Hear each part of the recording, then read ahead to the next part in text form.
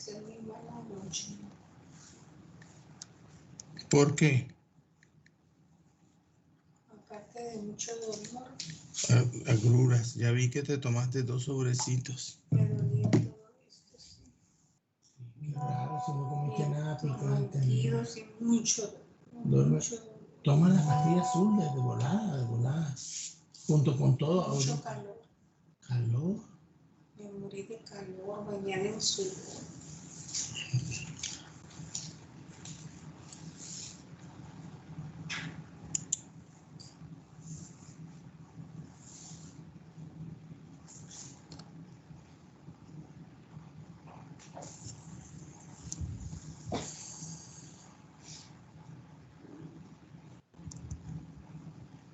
Buenos días. Hola, buenos días. Doctor Fontes, ¿podemos empezar?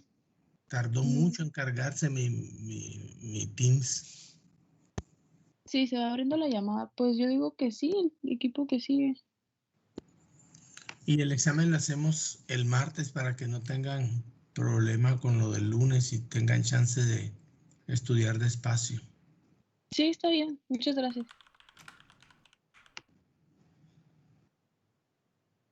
Ok. Ya están cargando la presentación. Gracias, doctora Dávila.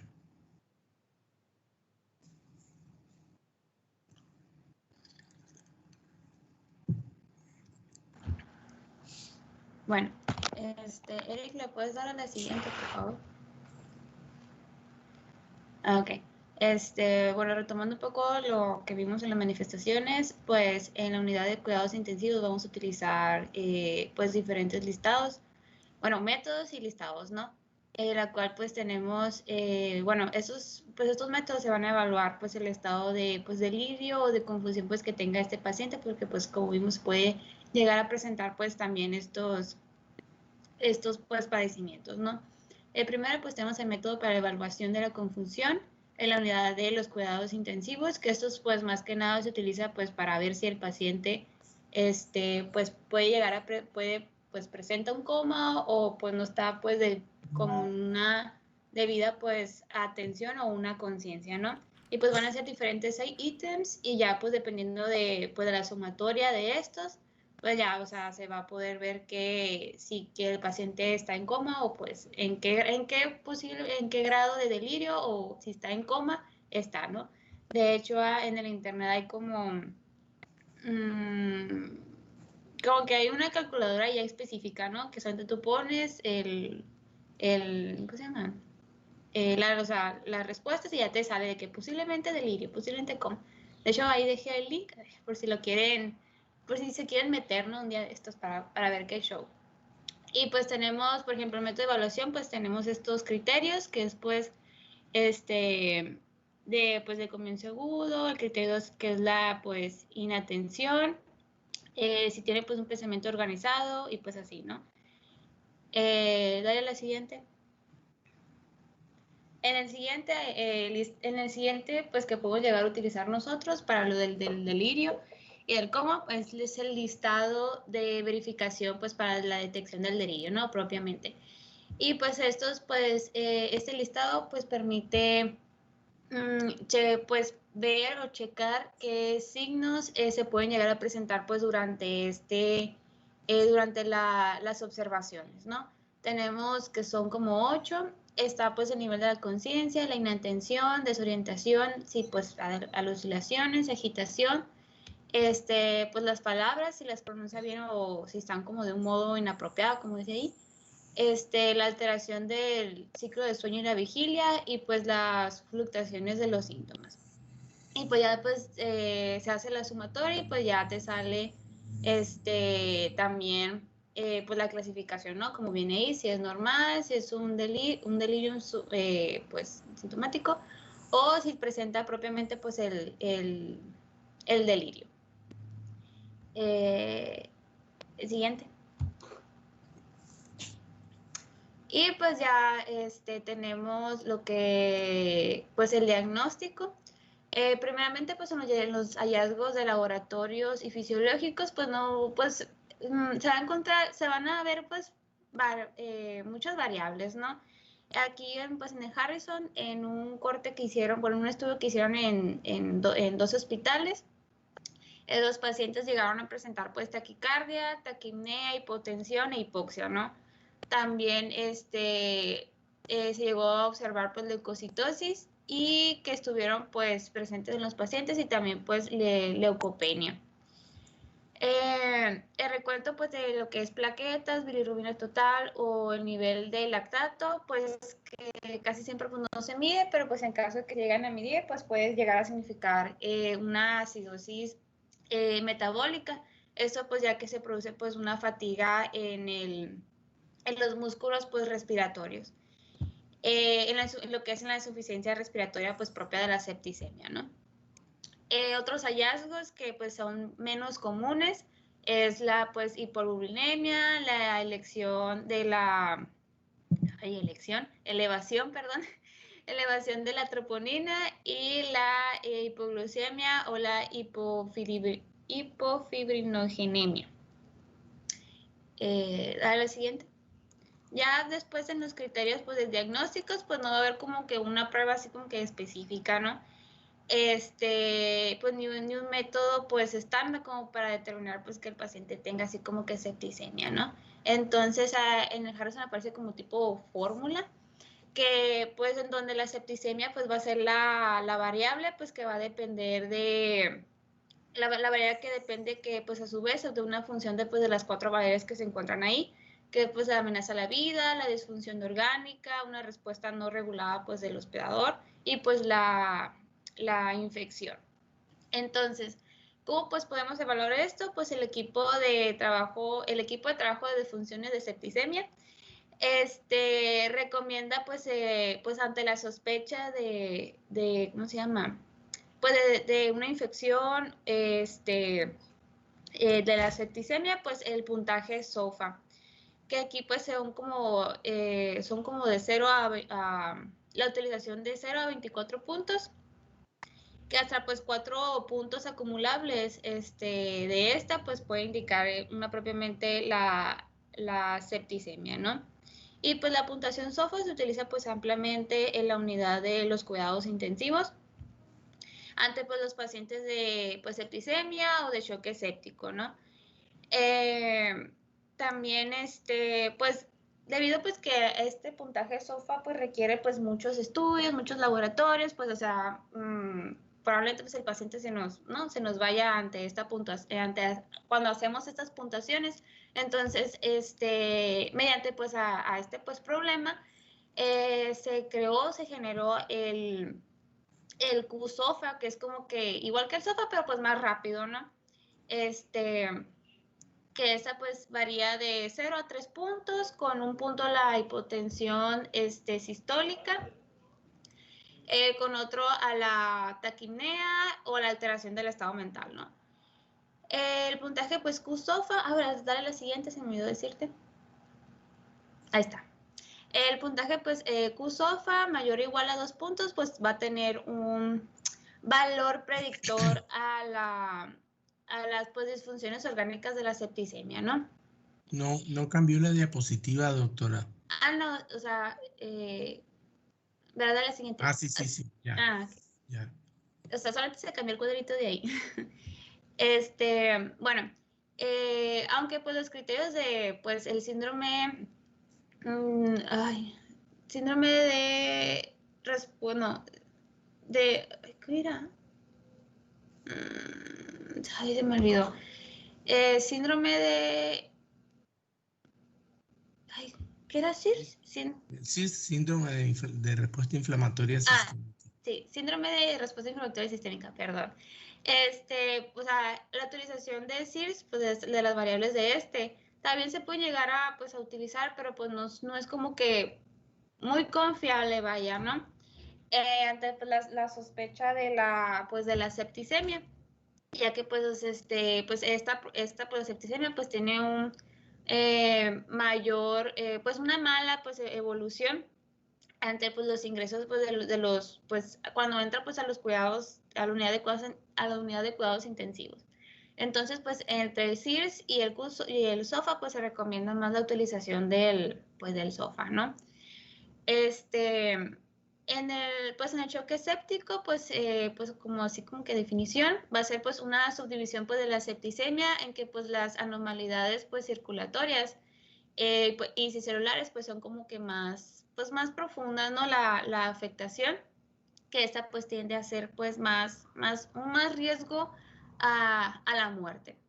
En los criterios que se presentan pues en hecho séptico, pues es obviamente la presencia de la septicemia, la necesidad pues de un tratamiento pues vasopresor pues para la elevación de la presión arterial y la concentración sérica de lactato, ¿no? También. Dale a la siguiente. Ok. Y pues otras. Ahí está. Entonces ya pues otro pues tipo como que diagnóstico o método de evaluación de la septicemia es el lactato arterial.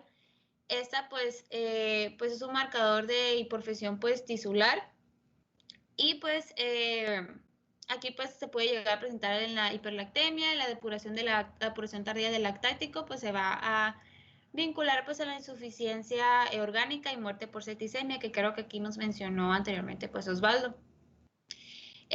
Pues sin embargo, pues al momento pues de evaluar el lactato arterial, pues ya podemos observar que pues este lactato se puede llegar a presentar en diferentes pues situaciones, ¿no? Entonces, por lo tanto, no es como que tampoco no es tampoco pues muy recomendable la utilización del lactato pues arterial, ¿no? Porque pues el lactato pues se puede llegar a presentar pues cuando hacemos ejercicio, pues en enfermedades hepáticas, diabetes, pues etcétera, ¿no? Y por lo tanto, pues si queremos llegar a utilizar pues el lactato arterial, pues tenemos que también complementarlo, ¿no? Básicamente pues con otros métodos, por ejemplo, pues el Q-SOFA.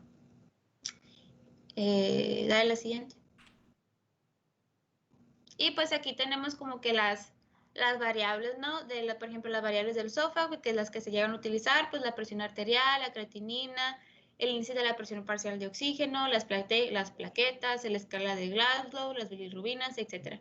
Y pues las variables que son propias del síndrome de la respuesta, el SIRS, pues la frecuencia cardíaca, la respiratoria, la temperatura. Y pues esta tablita, estas barras que se encuentran ahí son las que se presentaron, el porcentaje, pues sí, la frecuencia con las que se presentaron en el estudio que se hizo, ¿no? Por ejemplo, las barras oscuras son las que pues no se presentaron tan frecuentes, ¿no? En los pacientes con septicemia. Las barritas claras son aquellas que sí se llegaron a presentar. Y las barras blancas son aquellas... Permítanme.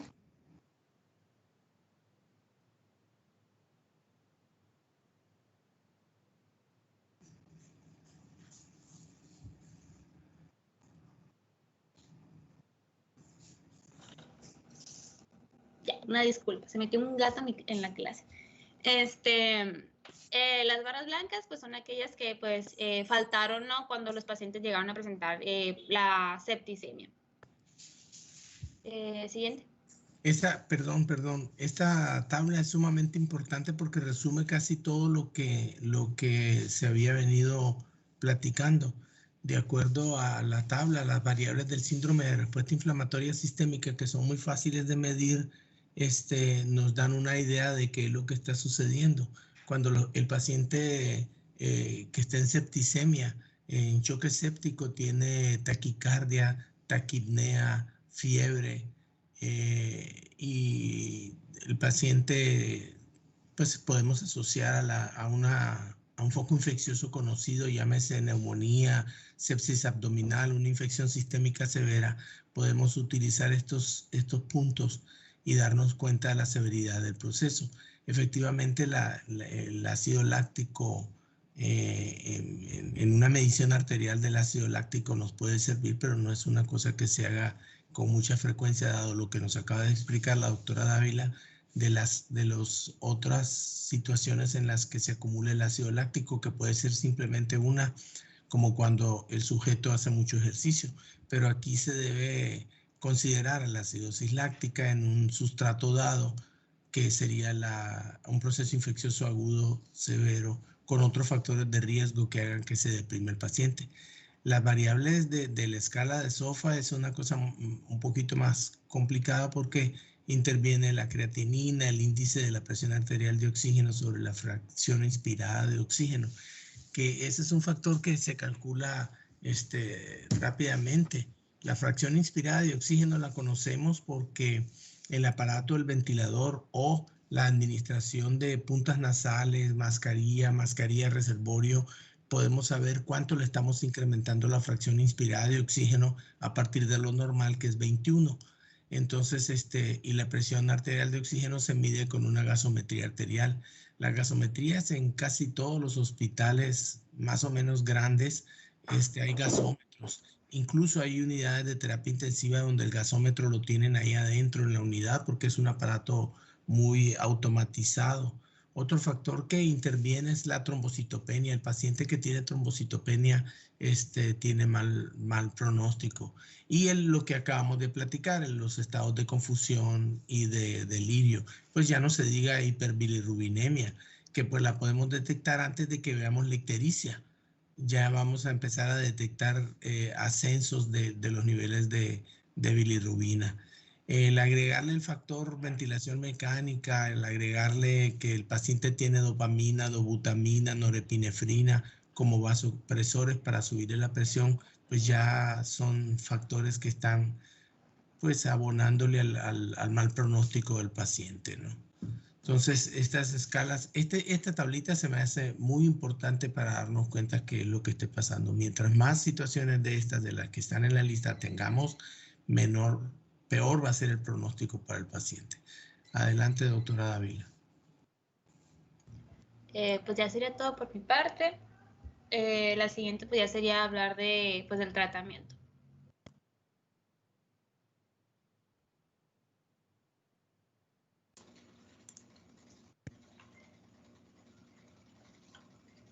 Bueno, pues buenos días. Yo les hablaría del tratamiento. Si le puedes dar la que sigue, por favor.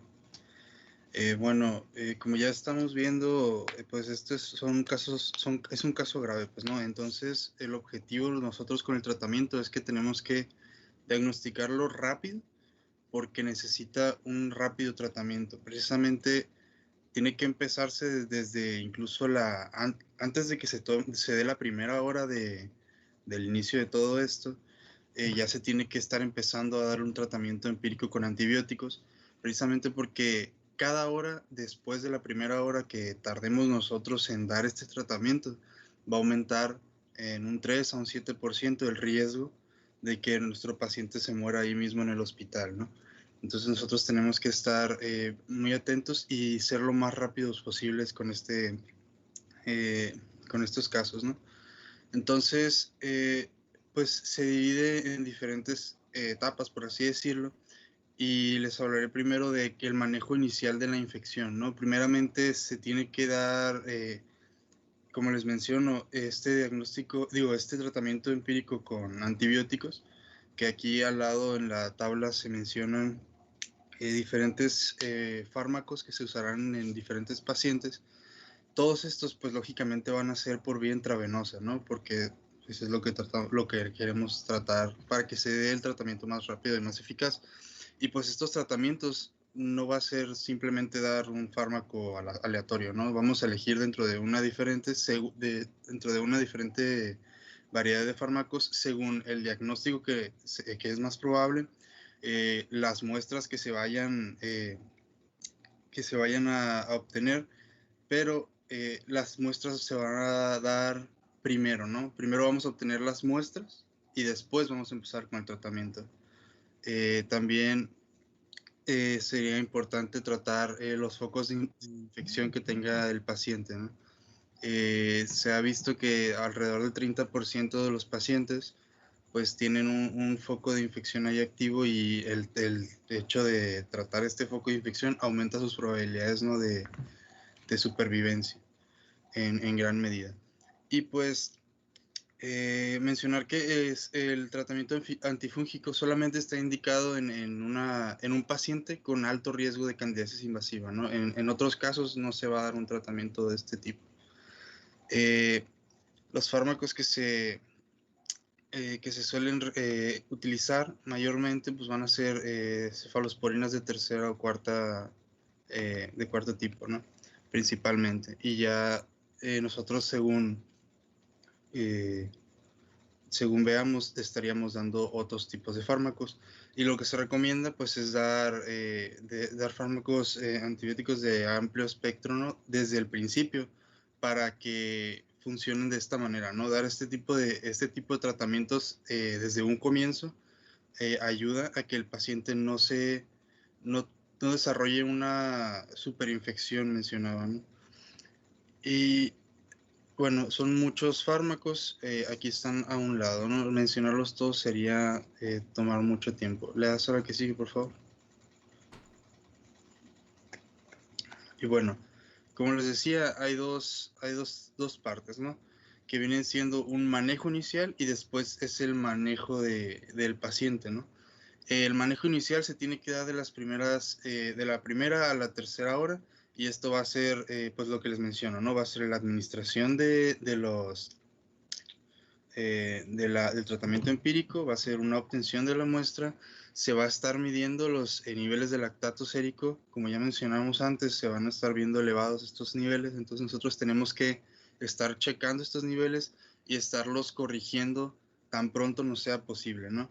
Y algo muy importante va a ser la resucitación cardiorrespiratoria inicial y el manejo inmediato de las amenazas que se puedan dar por el descontrol de la infección, ¿no? Este tipo de resucitación va a ser mediante líquidos, ¿no? Entonces luego pasamos al manejo, que ya va a ser de la tercera a la sexta hora, ¿no? Y aquí ya se van a dar bolos de fluidos intravenosos y se va a dar un tratamiento con vasopresores, ¿no? Para tratar la hipotensión que tenga nuestro paciente. Nosotros vamos a dar vasopresores. En la diapositiva que sigue menciono, pero el que se recomienda, el de elección, es la norepinefrina. Y se va a dar vasopresina de preferencia en combinación con esta para dos motivos. Va a ser para aumentar más la tensión arterial del paciente, que nosotros buscamos que la tensión arterial media sea de 65 o más, ¿no? Y el otro motivo es para poder de esta manera reducir la cantidad de norepinefrina que vamos a dar, ¿no? Y bueno, otra vez vamos a reevaluar el lactato sérico y si está alterado, tratarlo, corregirlo tan rápido no sea posible.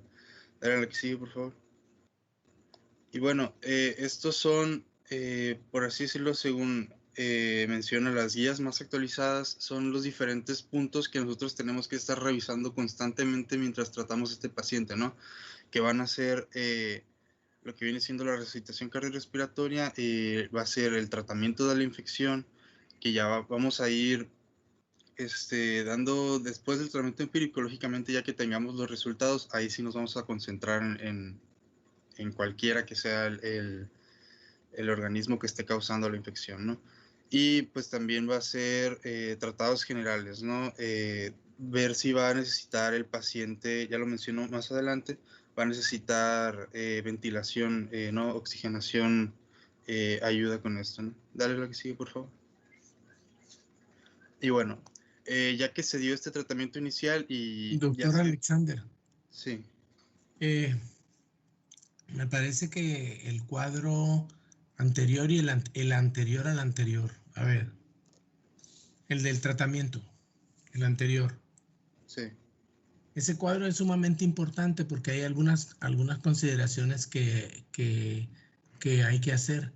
En la primera, bueno, una recomendación: cuando tengan un cuadro muy lleno de datos como este y el que sigue, habría que fragmentarlo cada uno, en 3 partes y el otro en 4.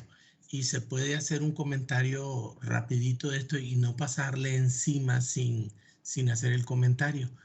Aquí en el primer cuadro, en la primera parte del cuadro que dice condición clínica, habla del paciente en choque séptico que no tiene compromiso inmunológico.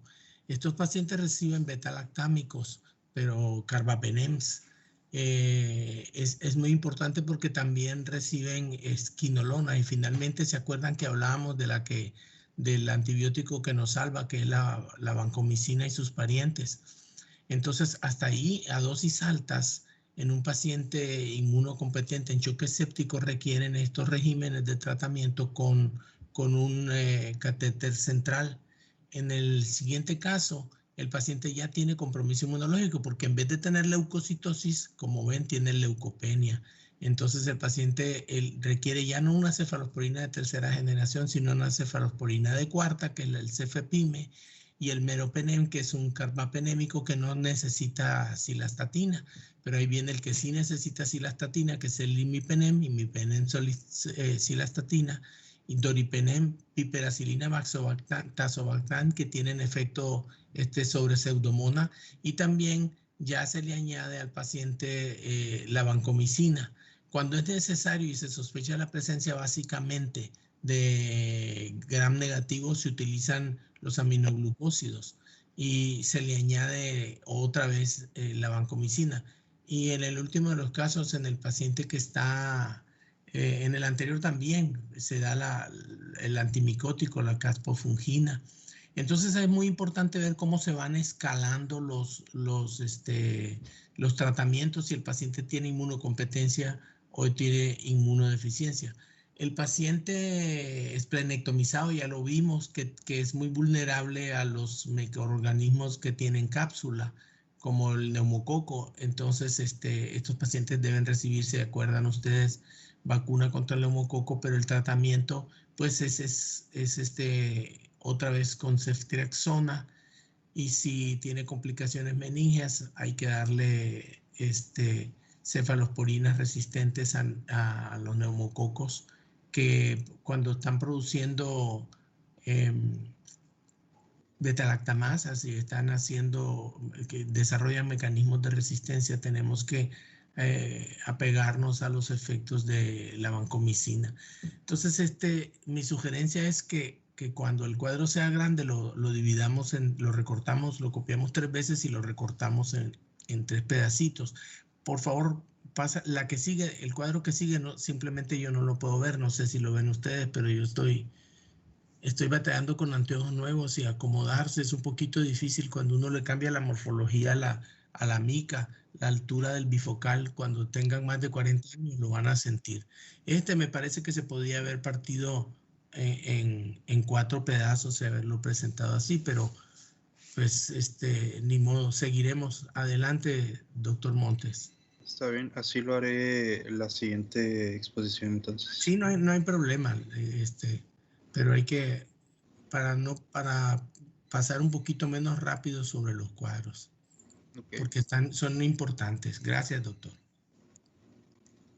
Y bueno, ya que se dio este tratamiento inicial, pues se va a pasar a dar el tratamiento, el tratamiento subsecuente, donde se va a buscar mantener estable a nuestro paciente, ¿no? Aquí es importante el monitoreo constante y el soporte de órganos. Se va a buscar principalmente que todos los órganos tengan una perfusión correcta de oxígeno, ¿no? Entonces, es lo que se va a buscar, ¿no?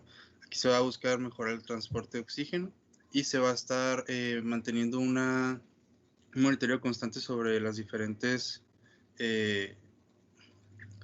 datos hemodinámicos del paciente, ¿no? Y se van a usar estas técnicas como el catéter pulmonar, catéter de la arteria pulmonar o el pico, ¿no? Que estaba viendo que se menciona que este catéter anterior ya no está tan recomendado, ¿no?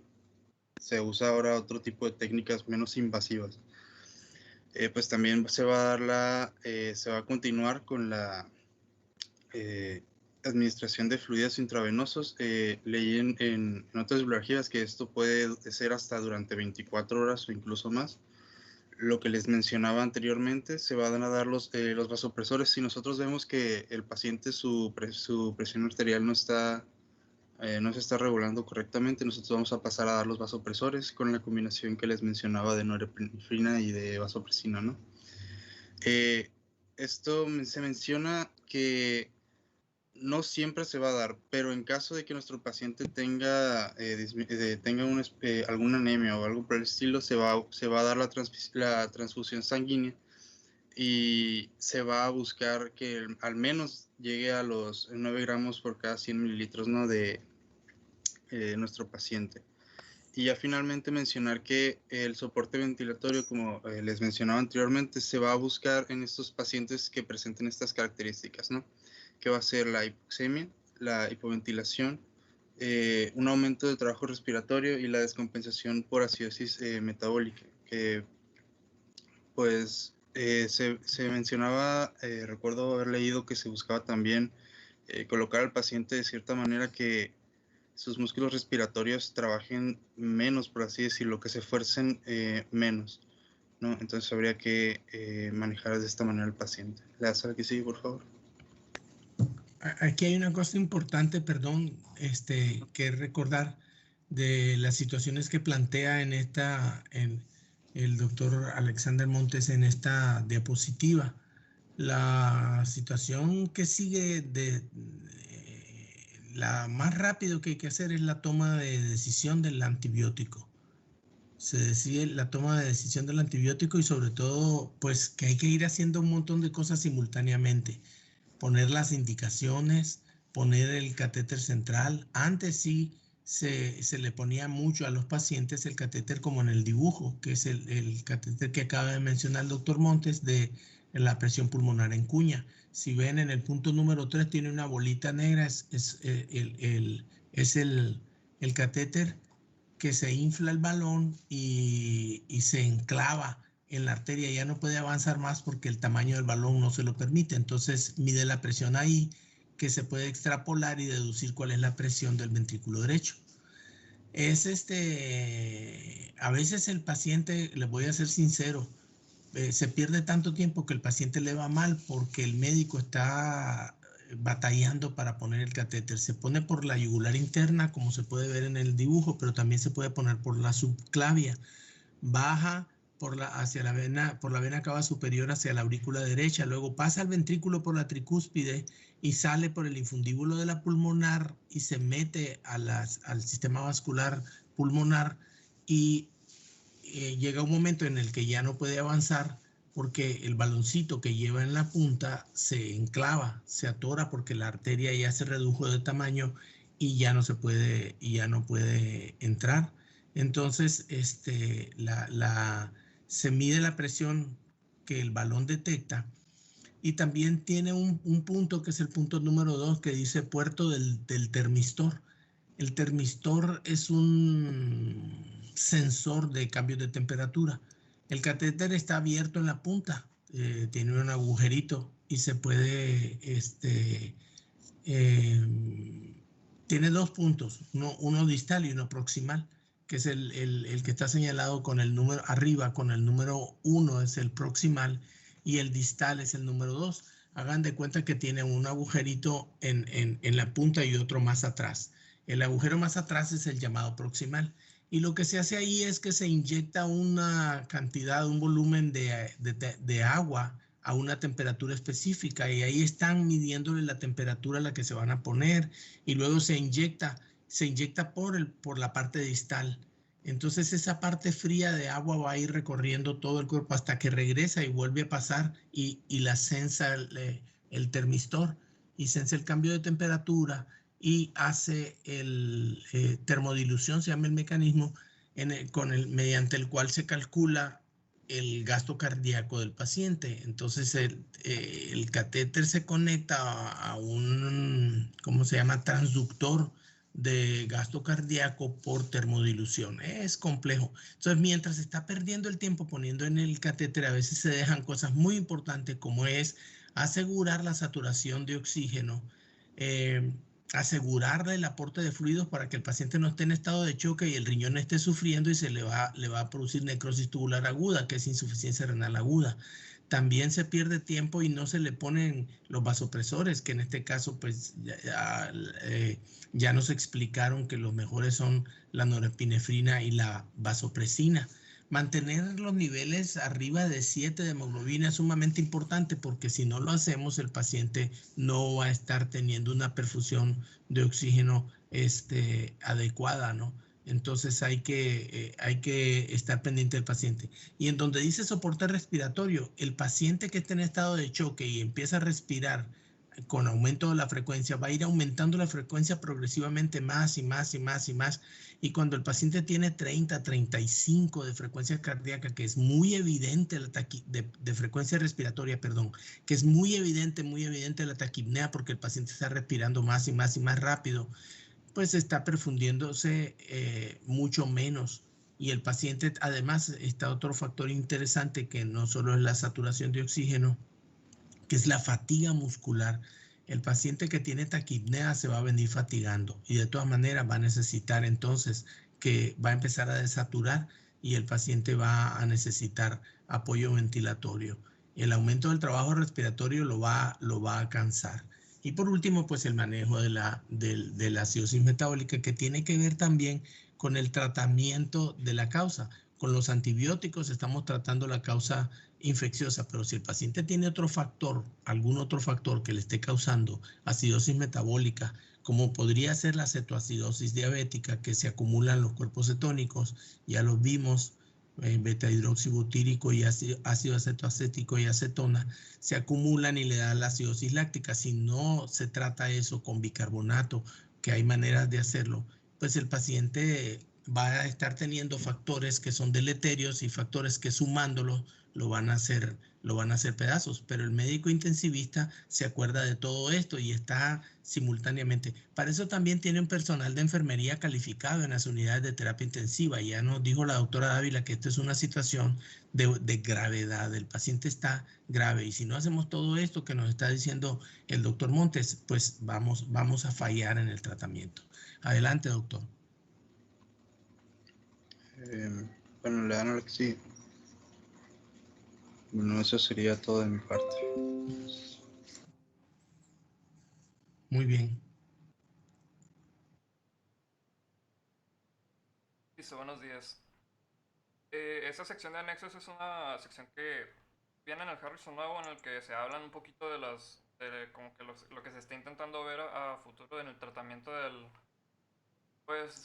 esto, ¿no? De la sepsis, el shock séptico. O sea, lo que se ha estado investigando son agentes que pues se pueden clasificar de acuerdo a lo que hacen, ¿no? De que si interrumpen la cascada de citocinas inicial y otros pues que intervienen con la coagulación desregulada.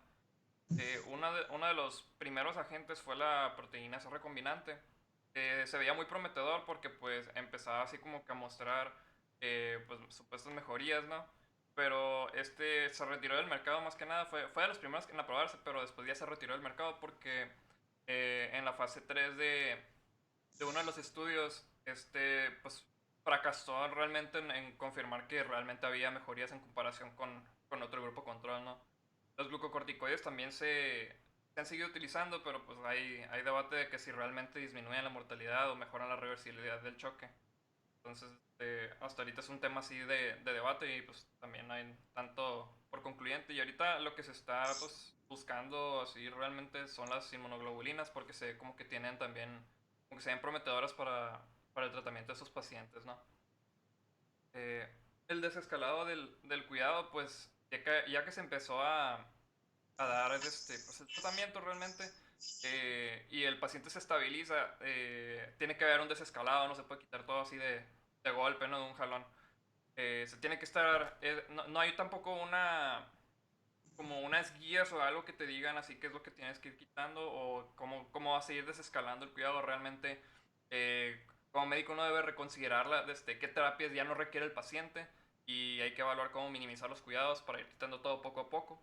Y realmente, pues como les dije, pues de acuerdo a cómo el paciente esté respondiendo y a cómo lo vea el médico, se va a evaluar de que la seguridad de ir disminuyendo la los procedimientos terapéuticos, ¿no? Para así disminuir la reemergencia de organismos resistentes y pues, la toxicidad farmacéutica y los costos en general, ¿no? Y pues también se menciona que la terapia antimicrobiana de recombinación se recomienda para sepsis neutropénica y causada por pseudomonas.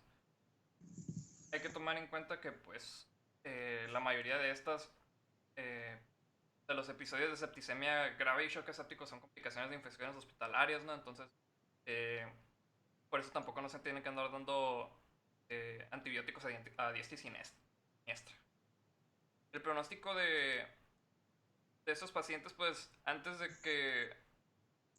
que hubiera los avances que tenemos hoy en día en cuidados intensivos, tenían un 80% de mortalidad específicamente en choque séptico. Esas eran altamente letales, ¿no? Y pues más de la mitad de los casos de sepsis requieren admisión a la unidad de cuidados intensivos, que representa el 10% de los ingresos a esta unidad total. Y ya con los avances que ha habido últimamente, pues se ha bajado la mortalidad a 20% más o menos. Pero hay que tomar mucho en cuenta que estos pacientes que sobreviven se mantienen en riesgo de muerte en los siguientes meses y años, ¿no?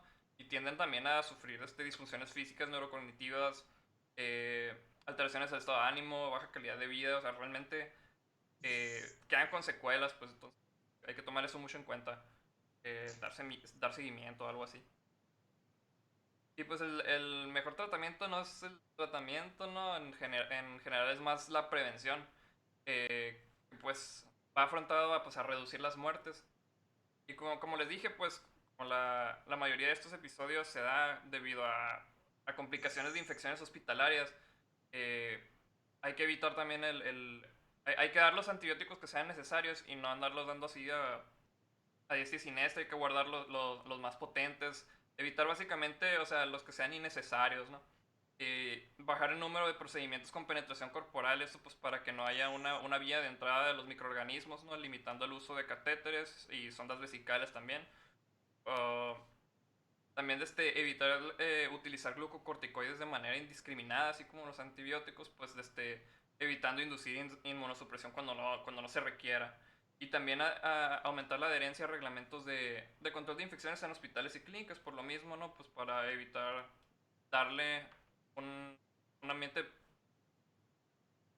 como... se me fue la palabra. Propenso, pues no darle al microorganismo un ambiente propenso pues, para invadir, ¿no? Realmente.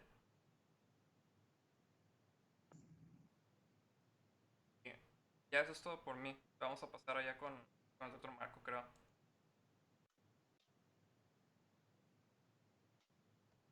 Muy bien, pues dale la siguiente prueba.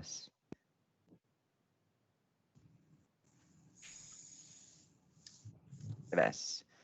Bueno, ya pasando con casos clínicos de choque séptico, el primer caso clínico que les quiero presentar es uno acerca sobre un paciente joven, masculino precisamente de aquí de México, del estado de Tamaulipas. Este muchacho tuvo una infección por Cruiveras corbata, que es un género relativamente nuevo de enterobacterias, ya que no fue descrita hasta, si mal no recuerdo, 1950 por ahí, y tuvo una primera mención más o menos en 1930.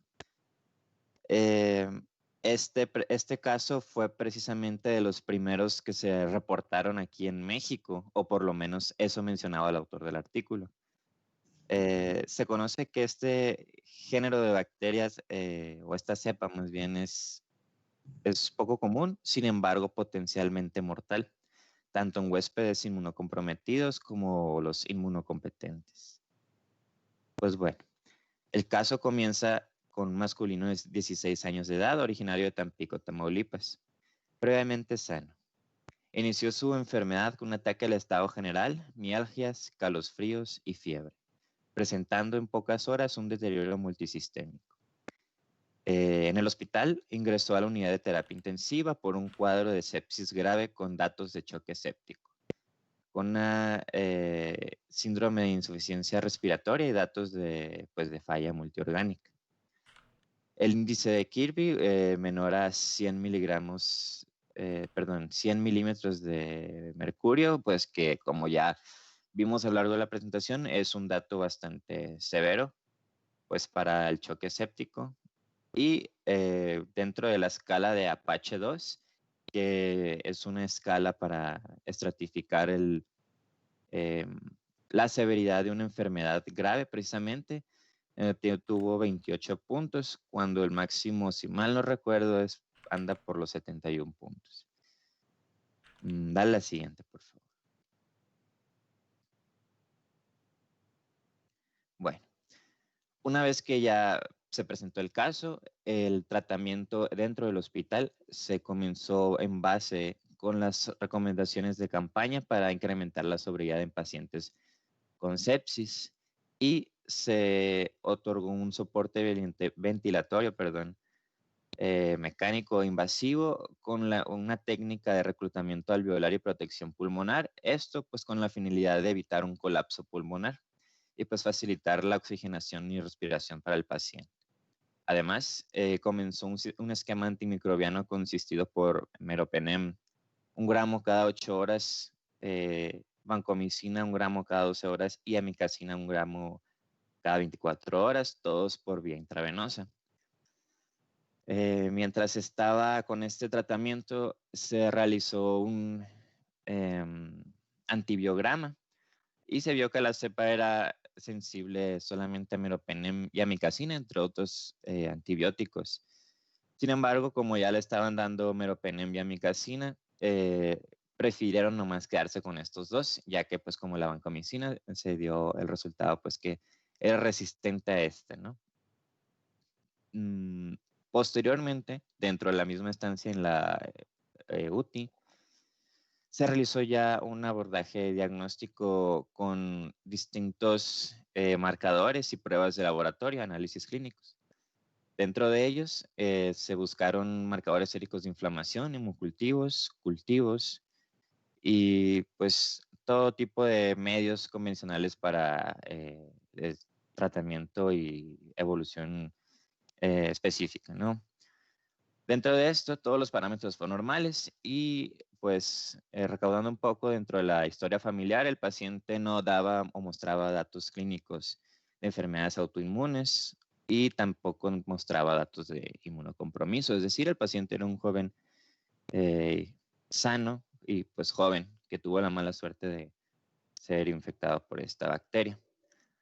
Lo bueno de esto es que el paciente se recuperó, fue dado de alta al hospital y se recuperó a su estado íntegro que tenía antes de la enfermedad.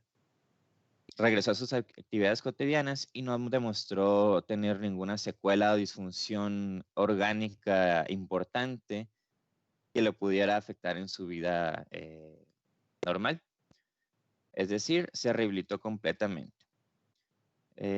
Y pues cabe hacer hincapié que el paciente no tenía evidencia clínica o laboratorial de enfermedad autoinmune o inmunodeficiencia.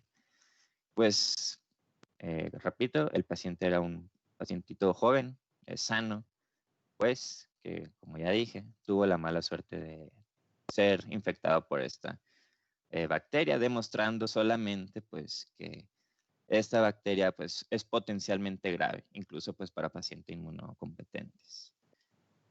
¿Le puedes dar la siguiente, por favor?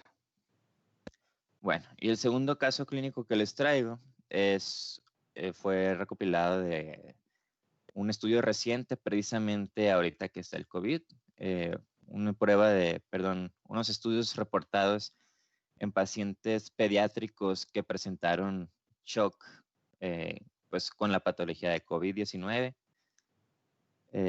Este habla de un pacientito masculino de 12 años con datos de asma moderada y datos de obesidad. Comenzó el cuadro clínico un día antes de ingreso hospitalario con fiebre, odinofagia, tos, disnea y cefalea.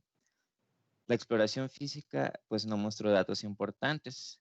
Sin embargo, los signos vitales estaban alterados.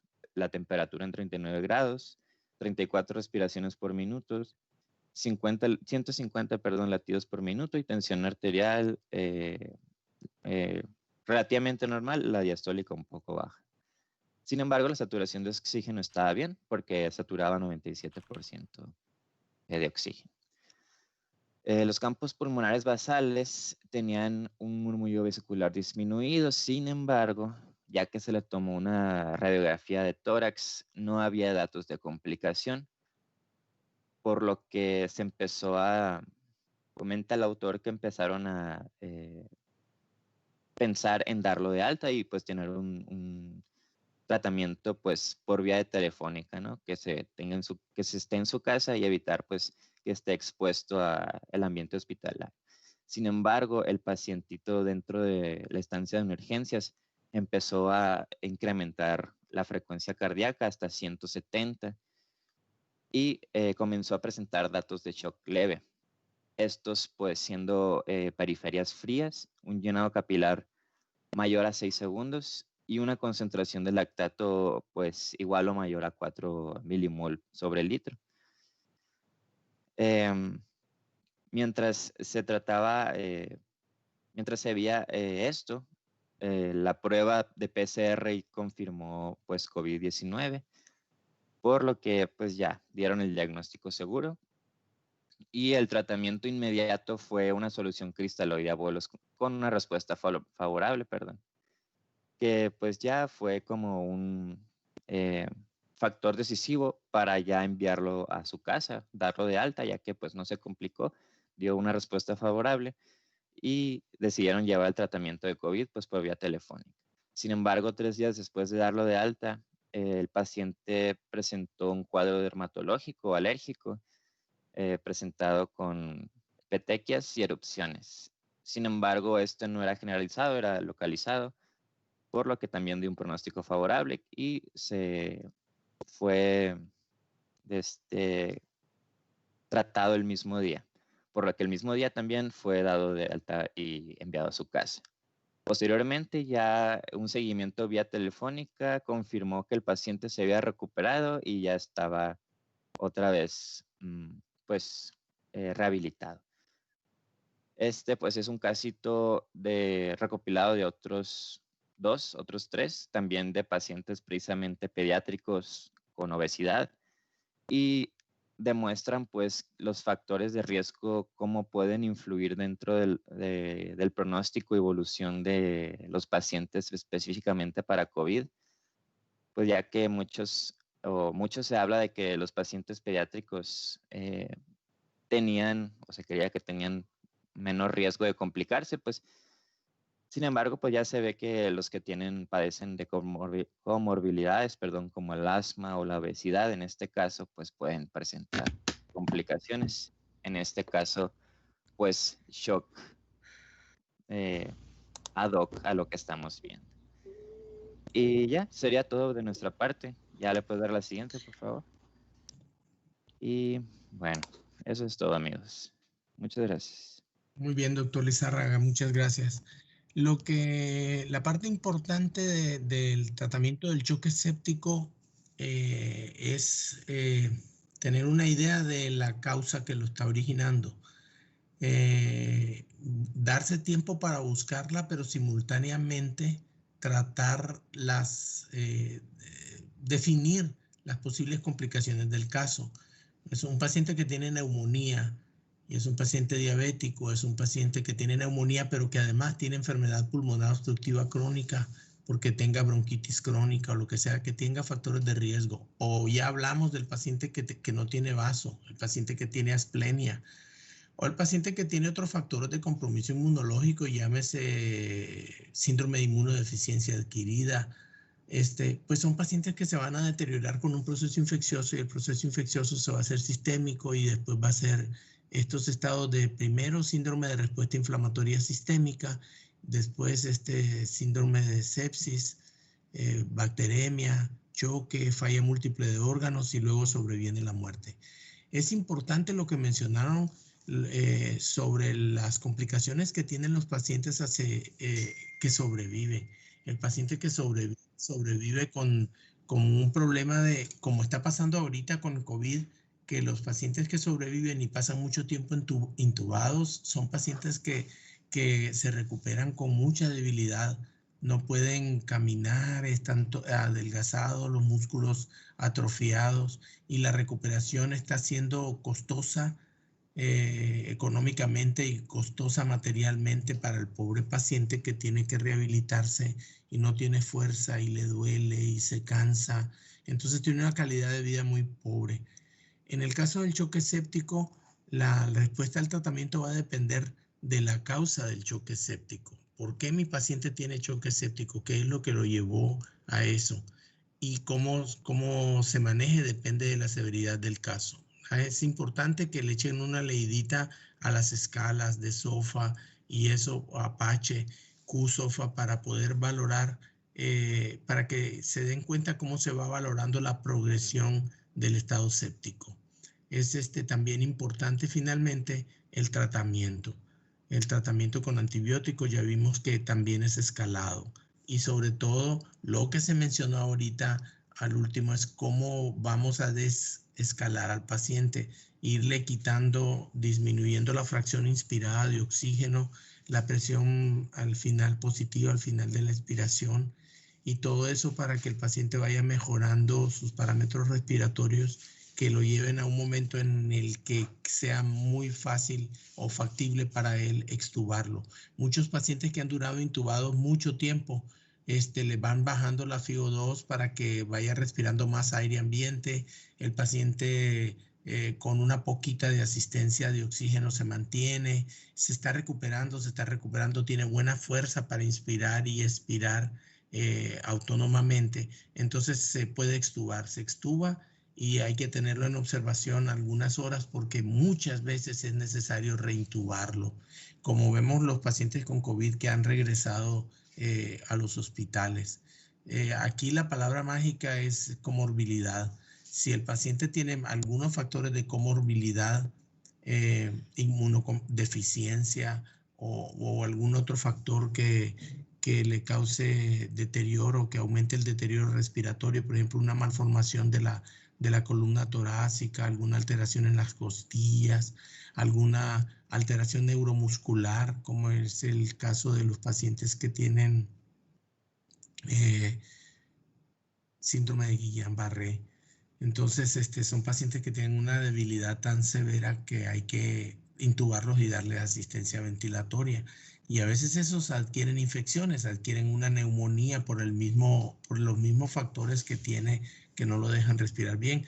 Y la neumonía lo lleva a la sepsis, al choque séptico, a la falla múltiple de órganos y a la muerte. Es muy interesante este tema, es muy importante, muy importante dominarlo. Y esos casos clínicos están interesantes de esa bacteria que poco se reporta, pero que dicen que tiene mucha capacidad de generar beta-lactamasas y transmitirlas. Y el caso del niño obeso con COVID, lo que me llama la atención son las petequias que presentó al parecer en pediatría. La afección cutánea es común. Bueno, vamos a tomar un receso de 15 minutos, ¿les parece, doctora Fontes? Sí, está bien. Entonces nos vemos aquí a las 8:20, 8:19. ¿Ok? Sí, ok. Gracias. Ok, vale.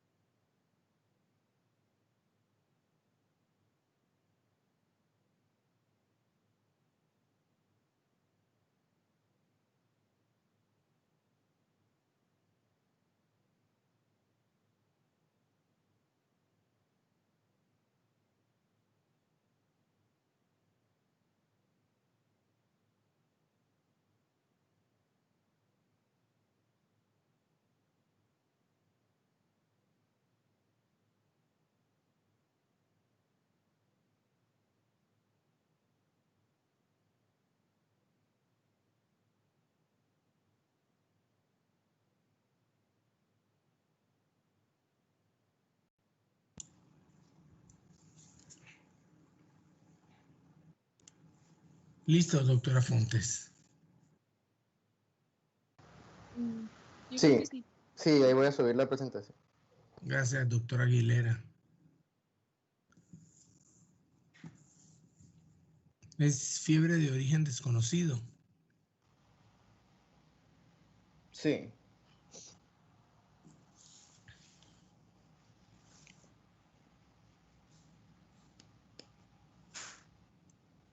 Ahí se ve la portada.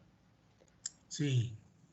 Bueno, buenos días, somos el equipo número 2 y le vamos a hablar un poquito sobre fiebre de origen desconocido. Los médicos normalmente utilizan este término o este concepto para referirse a enfermedades febriles que no tienen una causa evidente, ¿no? Cabe mencionar que la mayoría de las enfermedades febriles se van a resolver antes de que se pueda hacer un diagnóstico pues, exacto, o pues van a ir manifestando ciertas características particulares a la enfermedad que la está causando, y estas características pues van a ir guiando o dirigiendo poco a poco el proceso diagnóstico de la enfermedad. Pues. Una pregunta, doctora Aguilera. Sí. ¿Y qué tiene que ver John Travolta? Es que era un GIF porque estaba confundido, pero no se movió. Es un GIF que sale como confundido. No, es que no salió en movimiento. Ok. Bueno, una definición que engloba ciertos criterios que se tienen que cumplir de este término es que pues, es una enfermedad febril que se prolonga y que no tiene una etiología establecida a pesar de una valoración intensiva y ciertas pruebas diagnósticas, ¿no? Para poder comparar óptimamente los pacientes con este diagnóstico, por así decirlo, en distintas regiones tienen que estandarizarse, o se estandarizaron más bien algunos criterios para definir bien un caso de fiebre de origen desconocida. Y estos criterios son que es un paciente con fiebre mayor a 38.3 grados, tomado en al menos 2 ocasiones, con una enfermedad con una duración de 3 o más semanas, y que al paciente pues no se le conoce un inmunocompromiso, entonces está íntegramente pues bien su sistema inmunológico, ¿no?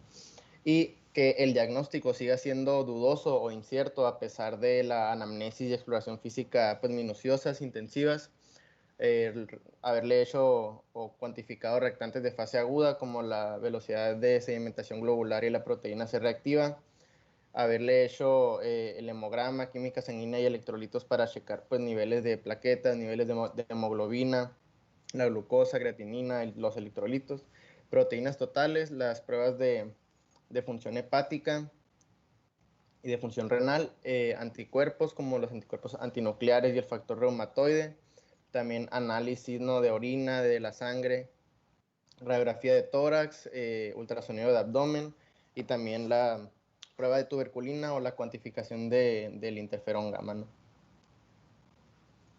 Ahora, en cuanto a la etiología, pues esta ha ido evolucionando a lo largo del tiempo por cambios en los espectros de las enfermedades, ¿no?, y en la epidemiología de estas, y también conforme han ido avanzando los métodos diagnósticos para las enfermedades, como son un claro ejemplo son los métodos imagenológicos. Bueno, pues como se mira en la tabla abarca pues todas las posibles causas o las causas reportadas hasta la actualidad de fiebre de origen desconocido. Y pues como se observa son pues bastantes, se enlistan más de 200, y más que para explicar, puse la tabla como para que se observe pues que hay un amplio espectro de las enfermedades que pueden causar un caso de fiebre de origen desconocida. Entonces pues esta va a representar un problema para el personal médico, y pues va a ser una entidad que esté consumiendo recursos del hospital, ya que pues se van a ir haciendo... Me trabé, doctor, es que me salió que salía insuficiente la red. No, yo quería comentar que este cuadro, si lo dividimos en 5 partes, cada una de sus partes iba a estar muy cargado. Y eso pues hubiera sido más fácil verlo así como les decía antes. Sin embargo, el comentario tiene relación con lo que acabas de mencionar de la cantidad de posibilidades diagnósticas infecciosas y no infecciosas que tiene un paciente con fiebre de origen oscuro. Que hay que recordar también que muchísimas de las enfermedades autoinmunes son de larga evolución y muchísimas llevan fiebre.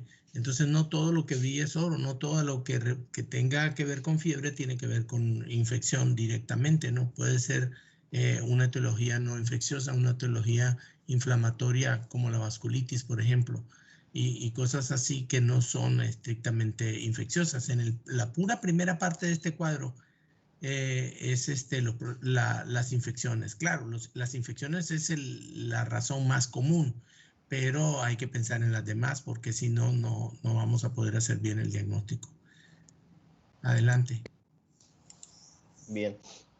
Y pues como mencionó el doctor, las causas se dividen principalmente en 4 grandes grupos, que son las enfermedades infecciosas, las enfermedades inflamatorias no infecciosas, como son las de origen reumático, la vasculitis, el lupus eritematoso sistémico, entre otras, las neoplasias y otras causas, ¿no?, que se agrupan a su vez en este grupo de misceláneas. Y en cuanto a las causas infecciosas, las que tienden a ser más comunes son los abscesos, la endocarditis y la tuberculosis, principalmente la extrapulmonar.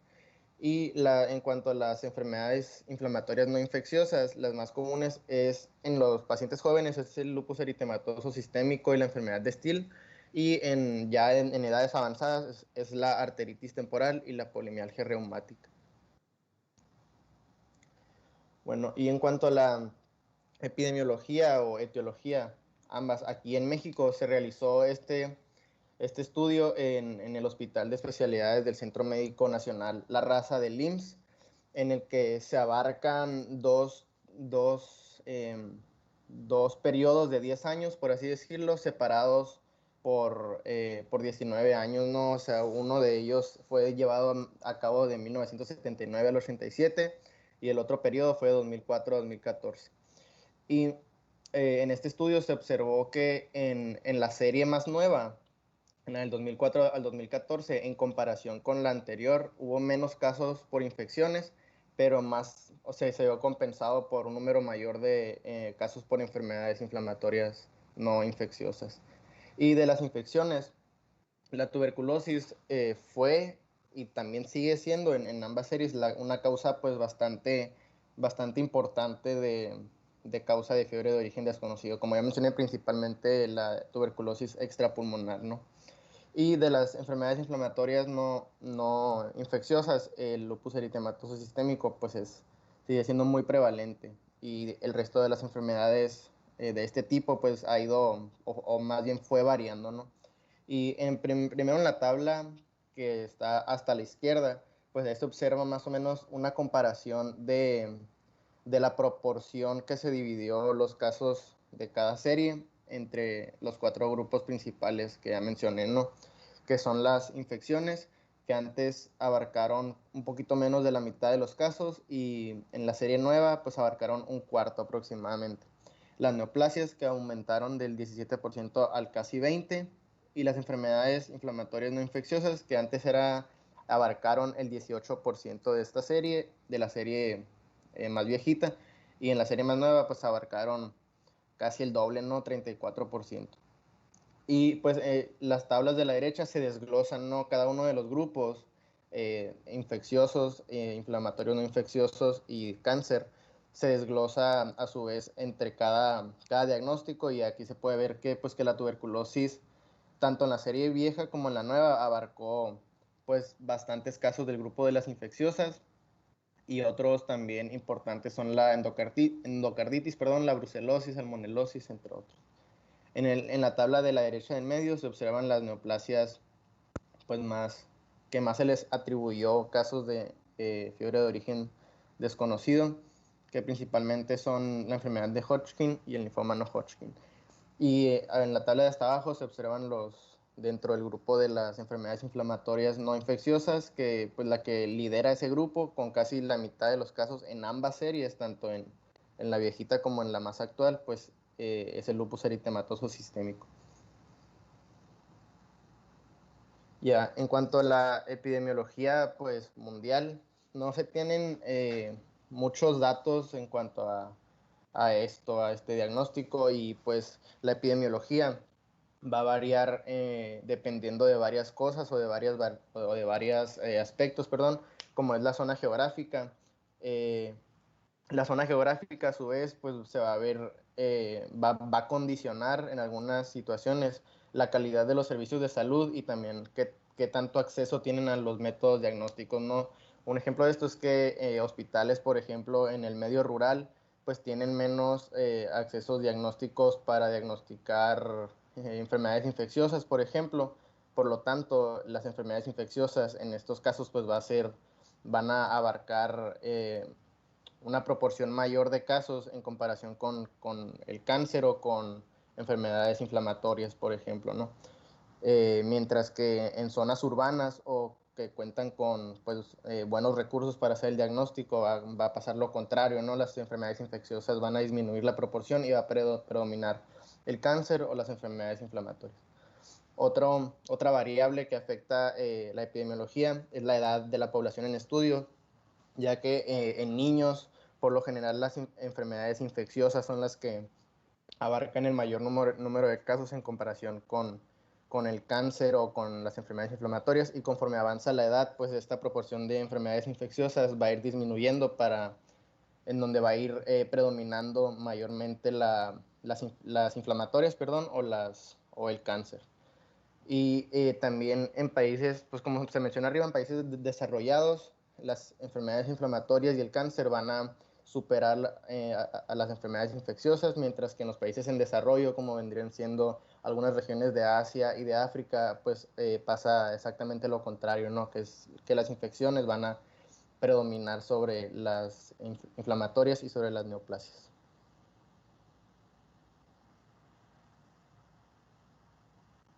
Por mi parte sería todo. Bueno, ahora continuando con la patogénesis, vamos a mencionar unos puntos antes de hablar como tal de cuál es la secuencia de fenómenos que suceden para que se dé la fiebre, ¿no?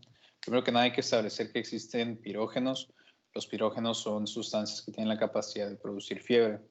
La mayoría de estos pues son productos microbianos, toxinas microbianas o microorganismos por sí mismos. Algunos ejemplos de esto sería, por ejemplo, en el caso de los gram negativos sería el lipopolisacárido o la endotoxina. En el caso de los gram positivos sería los superantígenos. Por su parte existen también citocinas pirógenas, es decir, citocinas que se asocian a la producción de fiebre, como el factor necrosis tumoral, la interleucina 1 y la interleucina 6. Estas tienen la capacidad de modificar el set point hipotalámico, que es el siguiente punto. Entonces, primero que nada hay que enfocarnos en el diagrama del lado derecho. En este se explica que en presencia de una infección de toxinas de microbios, de mediadores de inflamación o de reacciones de índole inmunológica, las células mieloides y las células endoteliales van a tener la capacidad de secretar citocinas pirógenas, como serían la interleucina 1, interleucina 6, y el factor necrosis tumoral.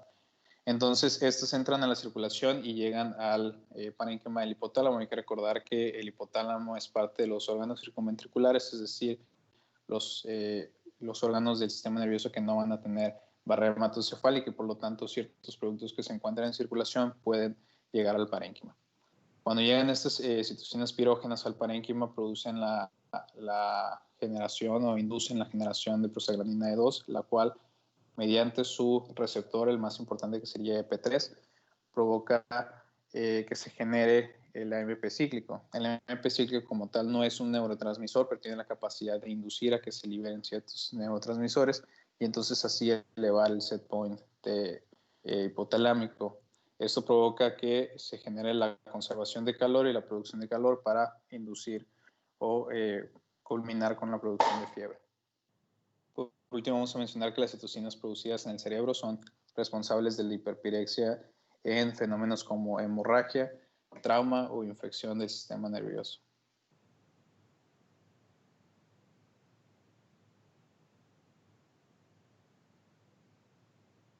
Y eso sería todo por mi parte.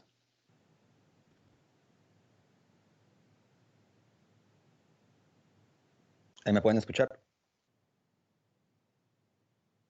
Sí. Sí. Gracias. Adelante, doctor Tadeo. Bueno, ahora continuando con como tal el diagnóstico diferencial, pues básicamente el diagnóstico de la fiebre de origen desconocido va a estar dado en gran parte por lo que ya mencionó mi compañero Luis José, en donde a través de la definición y la presentación de esas características va a ser como vamos a determinar que estamos frente a una fiebre de origen desconocido.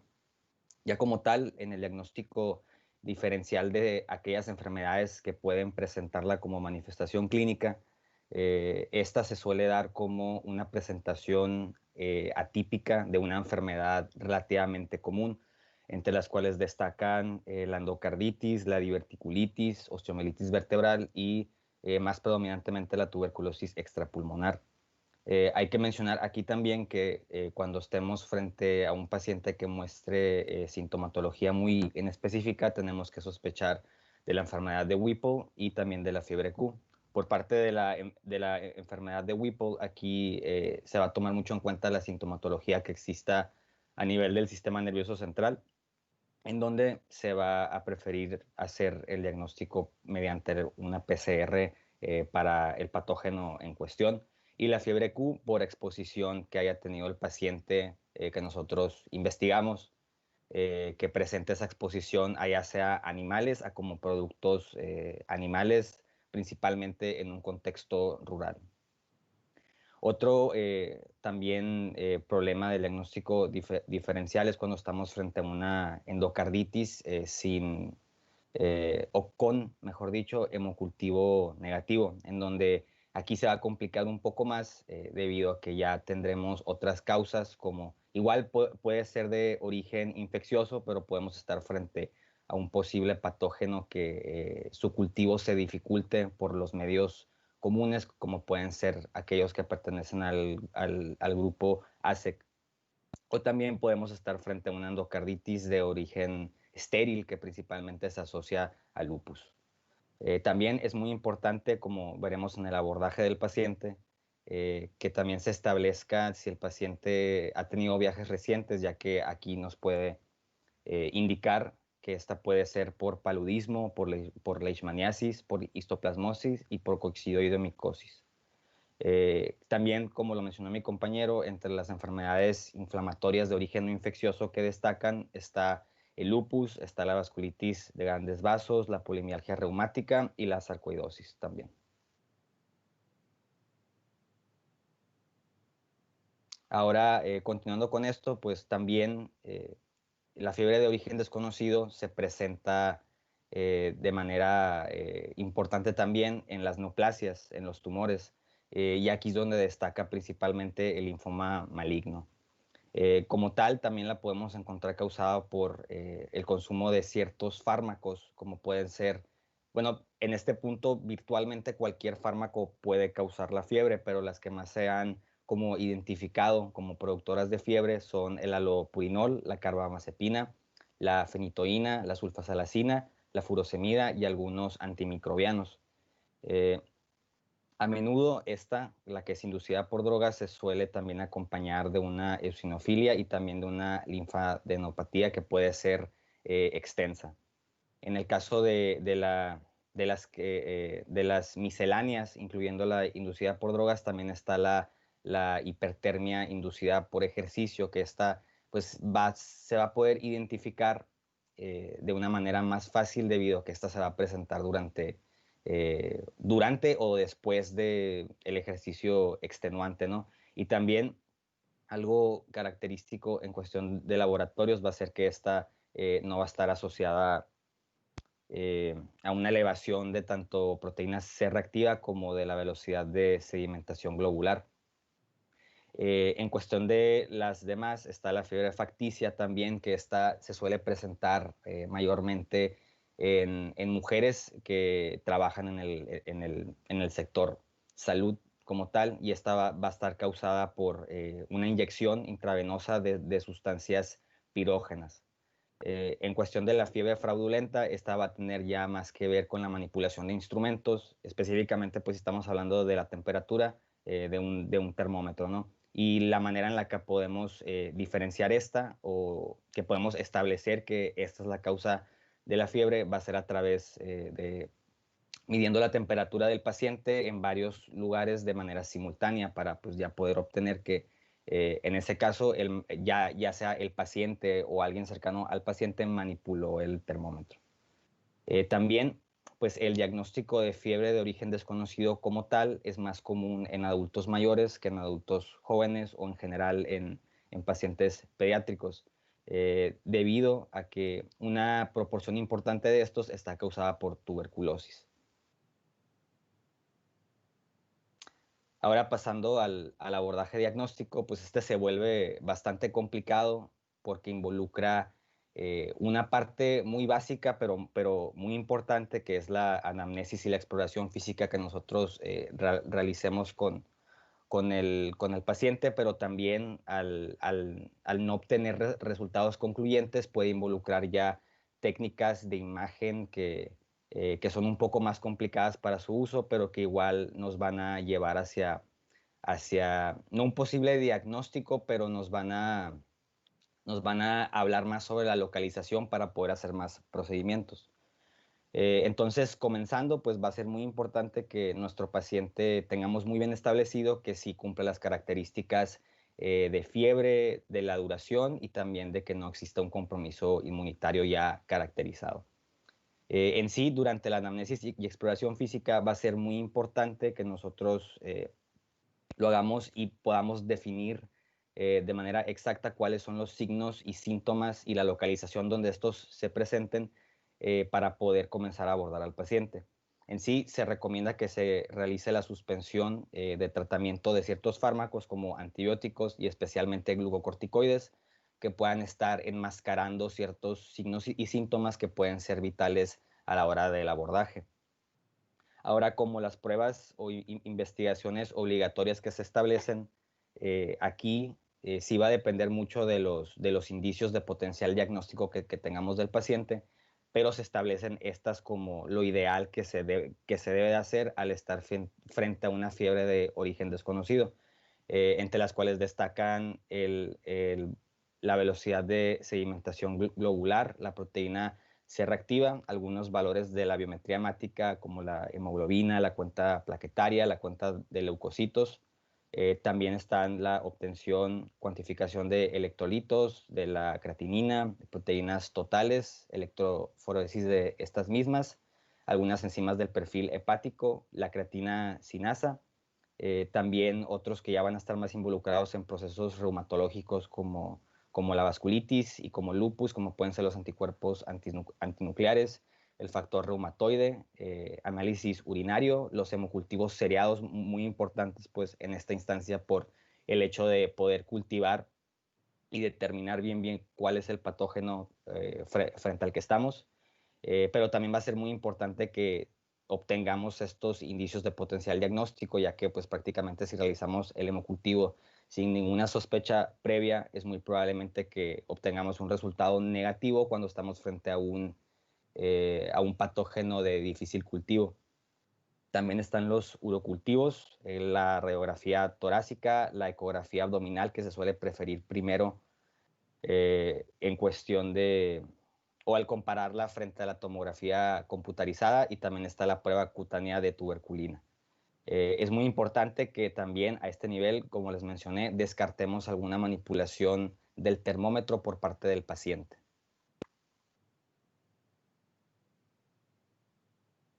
Ahora, continuando con el diagrama, aquí también va a ser importante que abordemos esa parte que les mencioné de que esté posiblemente inducida por fármacos, en donde lo que debemos de hacer es suspender o sustituir el medicamento en dado caso de que pues, el medicamento sea vital para el paciente, para así descartar la fiebre farmacológica.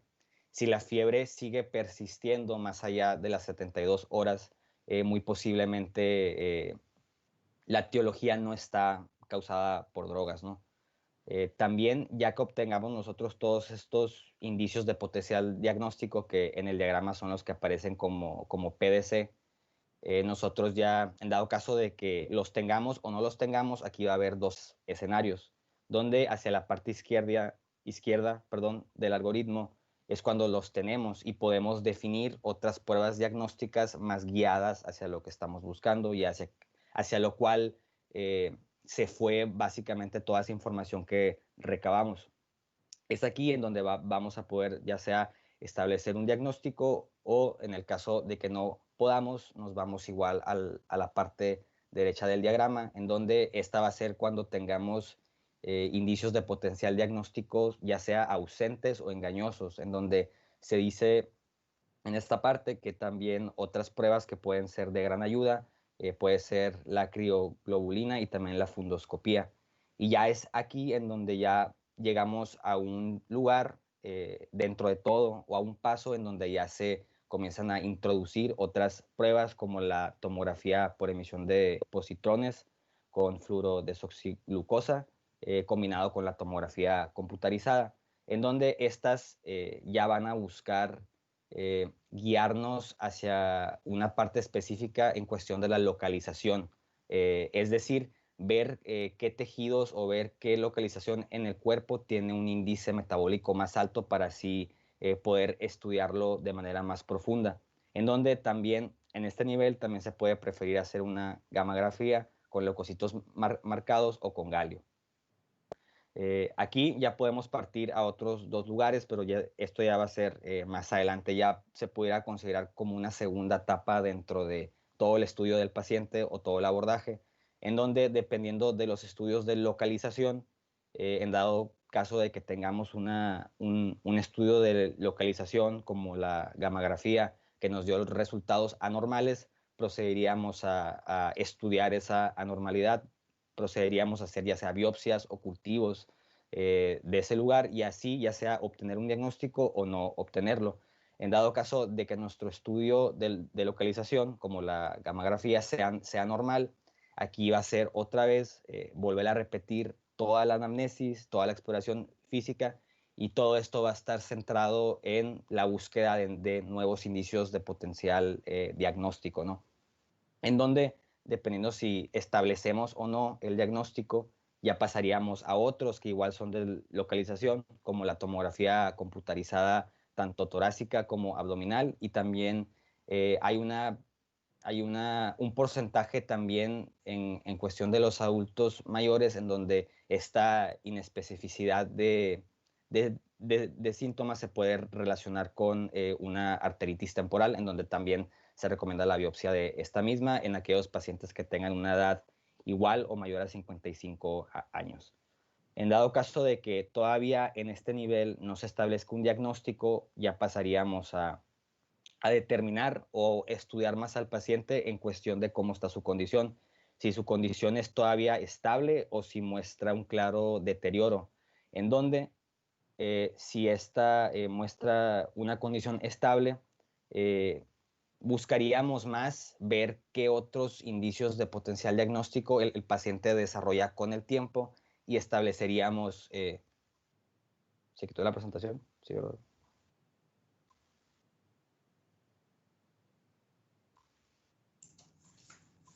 Bueno, perdón, doctor, fui yo. Ah. ¿La puedes poner otra vez, doctor Calleja? Sí, sí, doctor.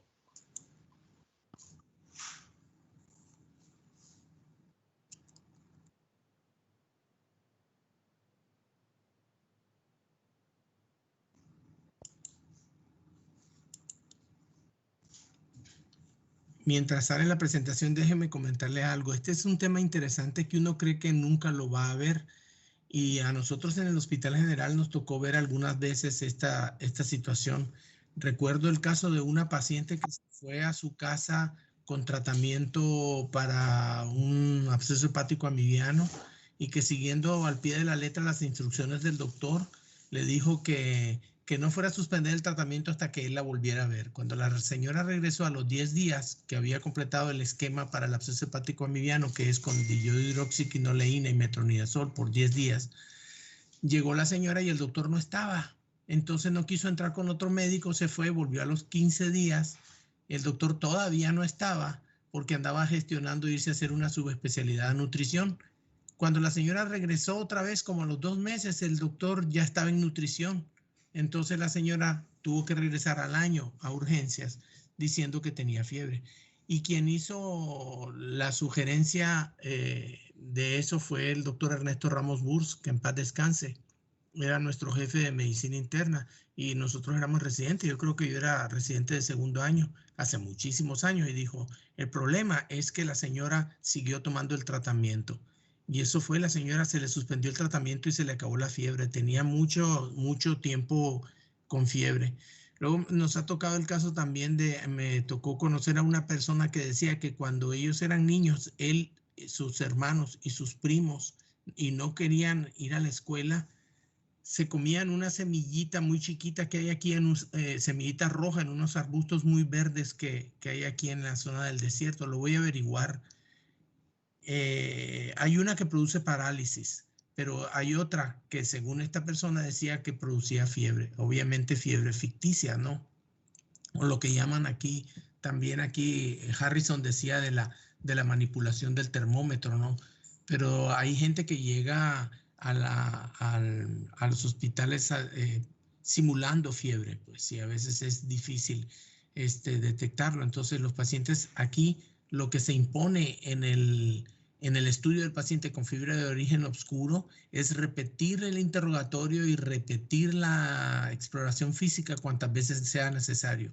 Y como vemos en el algoritmo que nos presenta el doctor Calleja López ahorita, las situaciones que hay que seguir, hay que irle escalando los estudios diagnósticos, pero la exploración física tiene que ser exhaustiva y pensar en lo impensable y tener el cuadro que nos presentó antes, la tabla que nos presentó antes, tenerla muy en mente. Que los procesos infecciosos es la causa más común de fiebre de origen oscuro, pero que hay enfermedades inflamatorias no infecciosas, como las enfermedades autoinmunes, lupus y AR básicamente en este caso, porque las otras puede ser que den síntomas más específicos como polimiositis, dermatomiositis, que producen una lesión en la piel que es muy manifiesta. Sin embargo, si no hay manifestaciones cutáneas, si hay pocas manifestaciones articulares, es difícil hacer el diagnóstico de lupus.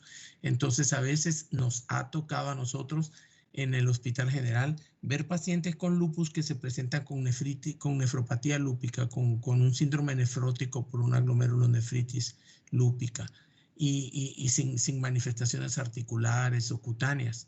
También nos tocó ver un paciente que llegó después de que ya había sido estudiado mucho, se le hizo diagnóstico de fiebre de origen oscuro, se internó para estudiar, en la medida de lo posible se completó el algoritmo que estamos viendo del doctor Calleja y se lo fuimos siguiendo y todo salía negativo y se los voy a platicar porque estas cosas suceden, ¿no? Y uno a veces es incrédulo, de manera que el paciente dijo que tenía mucho tiempo con fiebre y no sabíamos. Cuando la fiebre se presenta por curso prolongado, la causa más común que no sea infecciosa no es tuberculosis.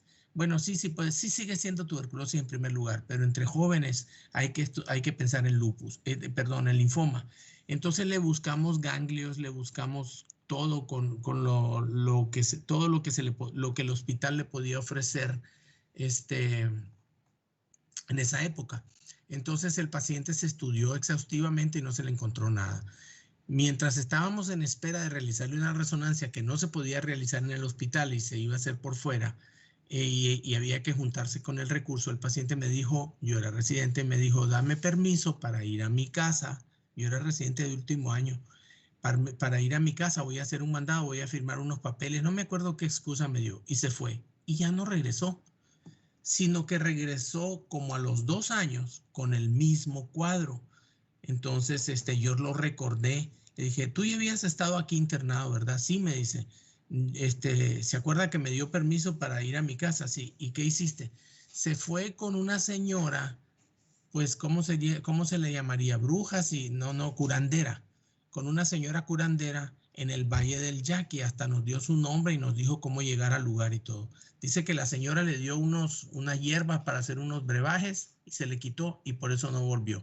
Y el paciente regresó como a los 2 años y otra vez tenía fiebre y otra vez todos sus estudios normales, pero el paciente no se deterioraba. El único síntoma o signo precisamente que tenía era fiebre, hipertermia, y no era tan severa, ¿no? 38, casi 39, y estuvo otra semana y media internado y sin llegar al diagnóstico.